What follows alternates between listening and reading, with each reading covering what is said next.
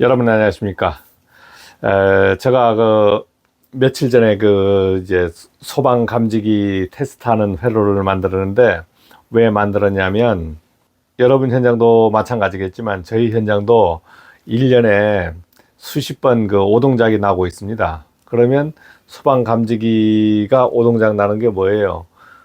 감지기 불량으로 나는 경우도 있고, 그 다음에 주의 여건, 갑자기 난방기기 열로 인해서 급격히 온도가 높아지면서 감지기가 에러 날 때도 있고, 그 다음 습기로 인해서, 그 다음 물기, 습기로 인해서 오동작 날 때도 있고, 여러 가지 원인이 있습니다. 그런데 저희 현장은 지금 현재 수신반을 풀고 있거든요. 풀고 있는데 왜 풀고 있냐? 당연히 풀어야 되죠. 당연히 풀어야 되는데 여러분 현장에 수신반을 풀지 못하고 수신반을 잡아놓고 근무하는 데도 아마 있을 겁니다. 상주 근무하는 데들은 그렇게 할 거예요. 왜 그렇습니까? 법상으로는 풀어야 되지만 사실상 현실적으로 풀지 못하는 경우가 있잖아. 아니면 잠시 잠가야 되는 경우도 있잖아요. 그러면은 이제 우리가 화재 경보가 났을 땐 뛰어가서 확인하고 나서 이제 신고를 하거나 이렇게 한단 말입니다. 자, 그런데 이제 화재 나서 신고하는 부분들은 또 별도로 얘기를 하겠고, 오늘은 감지기 부분에 대해서 제가 테스트하고 있는 상황도 있고 해서 부분에 대해서 잠깐 얘기를 하겠는데, 감지기 오동작이 안 나면 좋죠. 감지기 오동작이 안 나면 좋아요. 그런데 감지기 자체 불량으로 해서 나는 경우도 있고 외부의 영향으로 인해서 나는 경우도 있죠. 그런데 감지기가 완벽하게 불량 안 나는 감지기를 만들면 얼마나 좋습니까? 근데 그렇게 만들어내라고 하면 누가 만들어내냐고. 만들어냈을 때 불량이 나오지 않잖아요. 만들어서 제품을 팔 때 불량이 확인이 안 되는 거예요. 그런데 달아보면은 불량이 감지기 자체에서 불량이냐, 외부 요인으로 인해서 감지기가 망가져서 불량이 났느냐, 이런 것들이 판명이 안 되다 보니까 멍뚱한 사람만 이제 화를 입는 거지. 그래서 얼마 전에도 제가 이제 현장에서 감지기가 두 개가 동시에 동작했더라고. 두 개가 동시에 동작할 수 있는 조건이 안 나는데 가 보니까 두 개가 동시에 동작되어 있어요. 야, 희한지더라고. 먼저 동작을 해버리면은 다음 감지기는 전압이 약해서 동작이 안 돼야 되는데 두 개 다 빨갛게 들어와 있는 거예요. 야, 그래서 이거 참 이상하다. 그래서 감지기를 일단 떼왔죠. 뗐어. 다른 걸로 교체를 했어. 근데 그 감지기가 또 이상이 있냐? 와보니까 이상이 없는 거예요. 그런데 그 감지기를 다시 달려고 하면 찝찝해서 달 수가 없어요. 원인이 감지기의 문제인지 외부의 문제인지 모르니까. 그래서 이제 그런데 어떻습니까? 여러분들이 지금 실무 현장에서 감지기를 테스트할 수 있는 장비를 갖고 있지도 않고, 그다음 실제 감지기가 만약 불량 감지기가 나올 때 한 번도 1년에 한 번도 안 나오는 현장도 있지만 1년에 수십 번 나오는 현장도 있단 말입니다. 그리고 1년에 안 나온다고 소방 수신반이 생전 가만히 있습니까? 분명히 오동작 해버립니다. 오동작해요. 수신반 자체 오동작을 하든가 감지기 때문에 오동작을 하든가 수신반이 경보가 나가버린단 말입니다. 자, 그랬을 때 이거 물어. 왜 오동작했습니까? 왜 오동작했습니까? 뭐 때문에 그랬습니까? 이렇게 물으면 참 답변 힘듭니다. 갑갑하잖아요. 설명해도 이해를 못하는 거야. 어떻게 됐습니까? 왜 났습니까? 하길래. 아니, 감지기가 불량해서 감지기가 가보니까 동작이 됐는데 낸들 하냐고 이게 오동작 난 이유를. 자, 이런 것 때문에 참 실무에서 답변하기가 힘들어요. 이해를 해주는 사람이 아무도 없어. 누구도 이해를 안 해줘요. 소방서가 이해를 해주냐? 아니면 누가 이해를 해줘요? 우리의 상황을.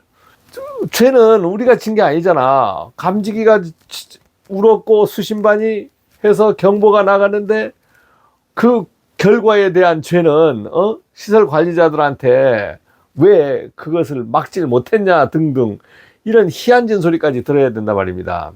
그러면 완벽한 설비가 있냐? 완벽한 설비가 있어요? 없잖아요. 이제 대규모 빌딩이라든가 호텔이라든가 이런 데 근무하는 데는 더 환장하지 않습니까?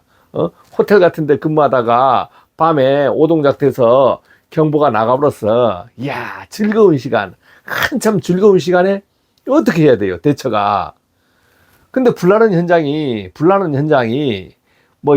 10군데에 한 군데가 불나면 전부 뭐 정상적으로 책대로 근무하고 어떻게 해보겠지. 1000군데도 아니고 10,000군데 하나 정도 불나는, 평균적으로 불나는 횟수로 하면 한 10,000군데당 하나 불날 거예요. 그러니까 10,000대 1이라, 10,000대 1. 그러면 내가 9,999에 해당돼 버리면 마음 놓고 있어야 되잖아요. 근데 마음 놓고 있어야 되지만 문제는 수신반을 풀어야 된다. 수신반을 풀면은 그 다음 가만히 있냐고, 감지기들이 가만히 있냐고. 가만히 있지 않잖아요. 스프링쿨러는 웬만하면 가만히 있어요. 그러나 감지기만큼은 가만히 있지 않는 거예요. 그래서 이게 환장한 일입니다. 환장한 일이에요. 그래서 여러분들이 이제 제가 이제 가르쳐 드리는 것은 감지기가 오동작 했을 때 감지기가 불량 났는지 안 났는지 판단하는 기술을 이제 가져보자 하는 거 하고, 두 번째는 이제 이 감지기를 써야 될 건가 말아야 될 건가, 다시 써야 될 건가 말아야 될 건가 하는 판단 기술을 좀 가져보자. 그 다음 어떻게 불량 나고 어떻게 찾는지 이런 기술을 가져보자.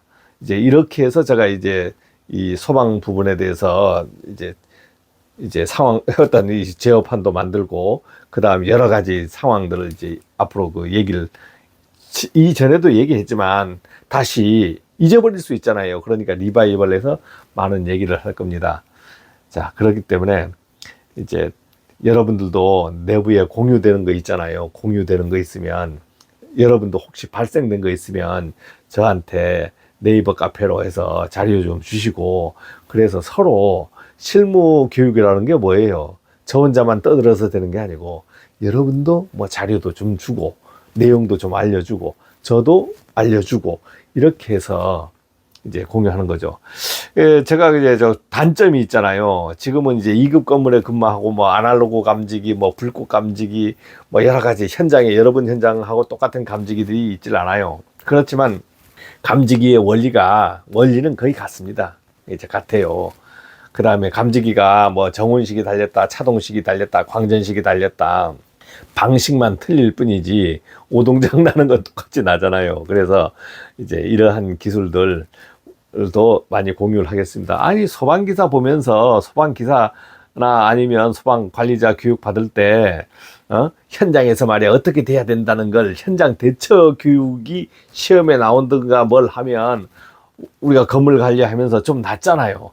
그런데 안 그런 거야. 건물 관리하면서 그 자격증 공부에서 건물 관리에서 대처에 대한 내용은 개뿔도 없단 말입니다. 개뿔도 없어요.